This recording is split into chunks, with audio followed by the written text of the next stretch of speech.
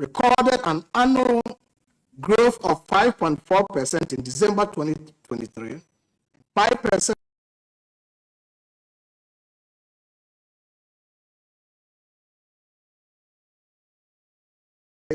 and 30.8% in December 2024. It is no secret, therefore, that the strength of an economy is also determined by the strength of its financial sector. And lastly, before the Venerable Kojo Ponkroma comes in, the minister talked about the treasury bill market and talked about the decline in the rates. And this is what he said: Mr. Speaker, I am pleased to report that our government's proactive fiscal management has yielded a significant reduction in T-bill rates. This achievement is testament to the positive shift in investor sentiment regarding our country's economic outlook. Now, if there is a reduction in T-bill rate, what is the common expectation of Ghanaians? The common expectation of Ghanaians is that if indeed it is supported by the economic fundamentals, it must translate in a lower cost of credit. Other than that, it becomes sticky downwards. But let's ask the minister. T-bill rates have reduced to say 19.0%. What has happened to cost of credit at the commercial level? Loans we are talking about. Now, despite the minister talking about this, there are interesting developments happening on the T-bill market. Anytime T-bill rates go down, all that things being equal, it must be commendable. However, there are questions to be asked as to whether or not these rates are artificially managed by the minister and whether or not they are sustainable. And we have to ask the question whether the minister is controlling both price and quantity on the T-bill market. And I ask these questions for two reasons. First, the decline in the treasury bill rate is not consistent with the fundamentals of the economy. We have inflation at 23.5%. We have monetary policy rate at 27%. How then can you have a treasury bill rate lower than the inflation? If it happens like that, it means that treasurers and commercial banks who are participating in the T-bill market are participating at a real return in the negative. Because when you go for T-bill and you are earning less than inflation, it means that there's a component that is eaten away by the inflation.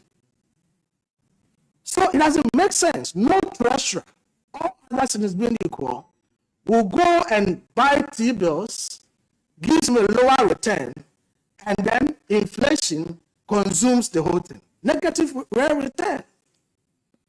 Why is it that the monetary policy rate is still at 27%?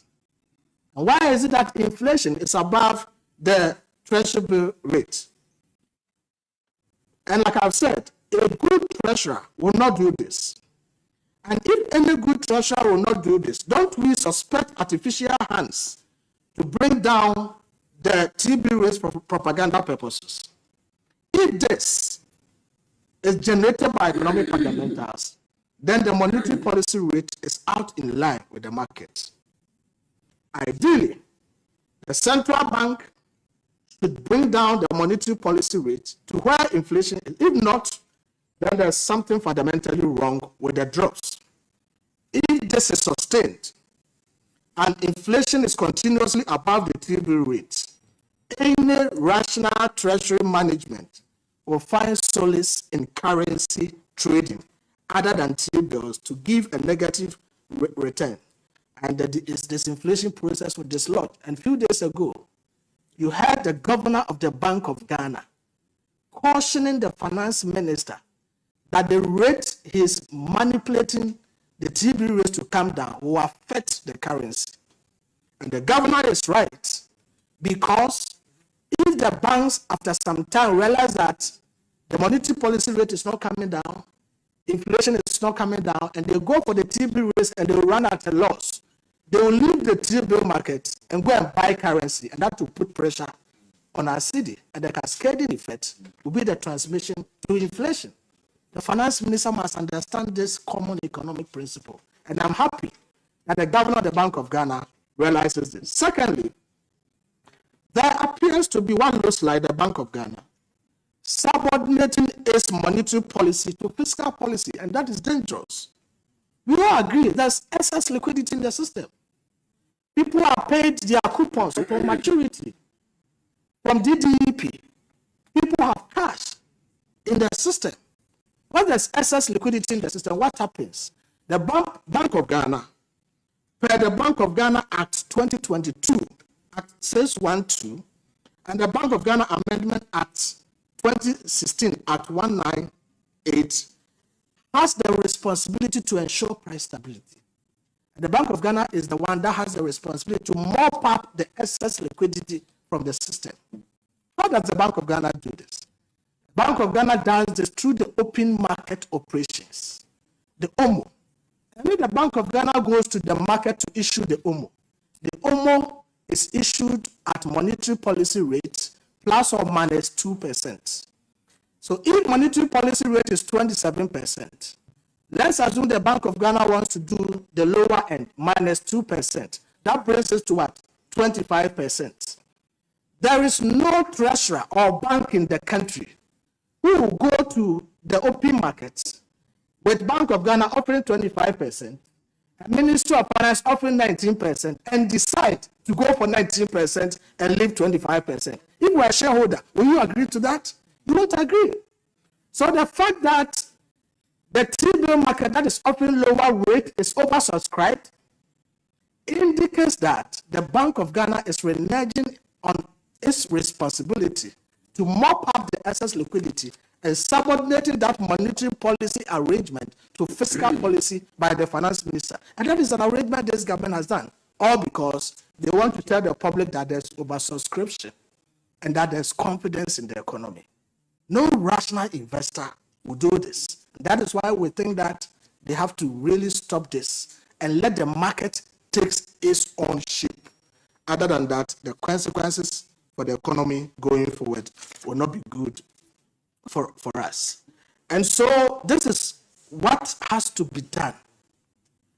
And if you look at the T-bill market, the minister says, oh, they oversubscribe and they are borrowing less. Let's ask the minister. Every time they go to the T-bill market, they accept offers more than their target. They accept offers more than their target. If you take every week, what target they went to the market, they accept more offers more than the target. That should tell you there's something fundamentally wrong. The minister says they want to open the bond market for the yield curve at the long end to have a lot of purchases. Everybody will move to the short end because they don't have confidence that going forward the economy will assume the same trend as it is going. So they won't go to the long end. They will stay at the short end. And the minister is using the rates to entice them. Mind you, in Ghana, we practice the Dutch auction. You cannot control price and quantity on the market. The finance minister is artificially manipulating the system and controlling price and quantity. He determines how much price he wants to give, and he determines how much he wants to buy. And the Bank of Ghana is reneging on the monetary policy arrangement to go to the open market. And so when people go to the T-bill market, open market, Bank of Ghana is not there. Even if Bank of Ghana is there, it is accepting less. And they have the money. Investors are pushing them. Go and buy bills for us. So they all have to go to the T-bill. And that is what is forcing the rates now. It is not supported by the economic fundamentals. And we think this has to be dealt with. So in conclusion, and even before I conclude, Minister drew my attention to something. They complain about borrowing. That person said government has about 153 billion cedis in terms of interest payments on domestic markets to pay. That is why he says President Akufo-Addo has left with for him. And he's going to pay about 70 billion next year and the others 50-something billion the following year. If Akufo-Addo in 8 years has left you 153 billion as interest payments on the domestic market to pay.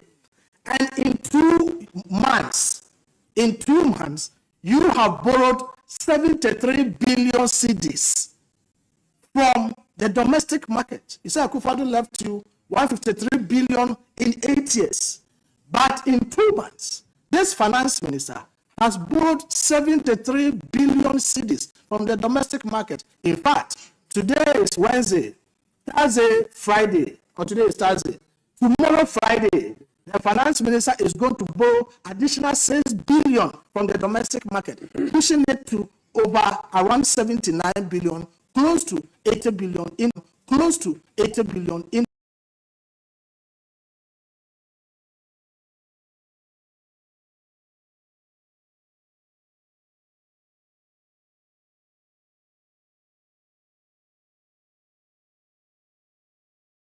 2 months. And this debt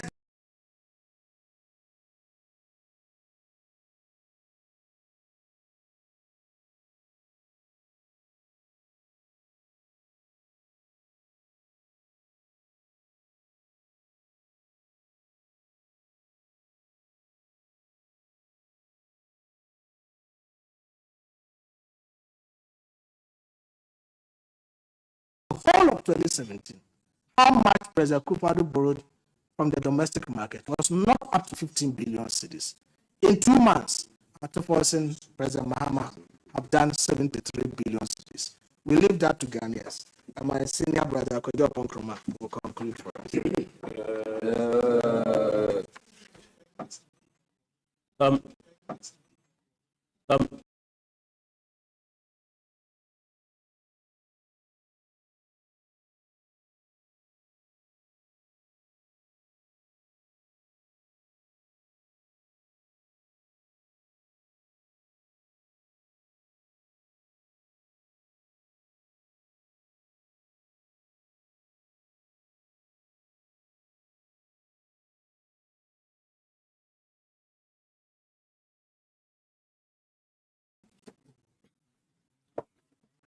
So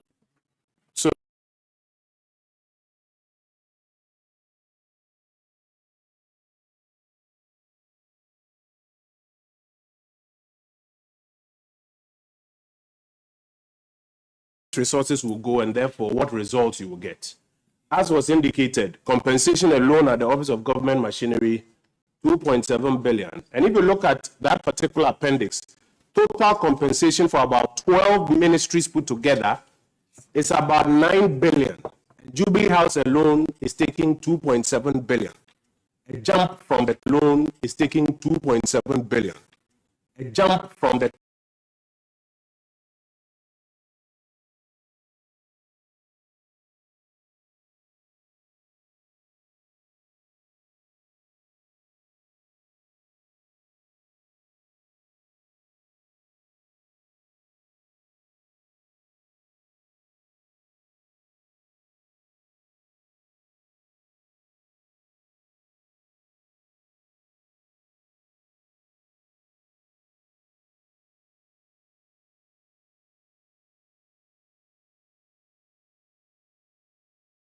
$326 that were $326 that were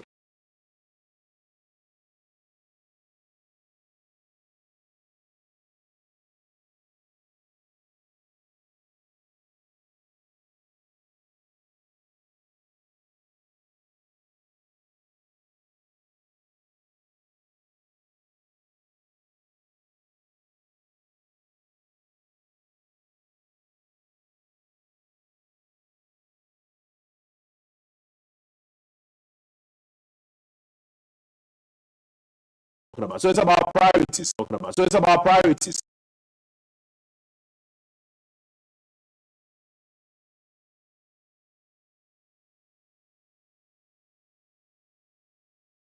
The priorities are elsewhere. For those who are looking forward to efforts to halt further increases in electricity bills, they have been disappointed to note that electricity prices will rather be adjusted every quarter.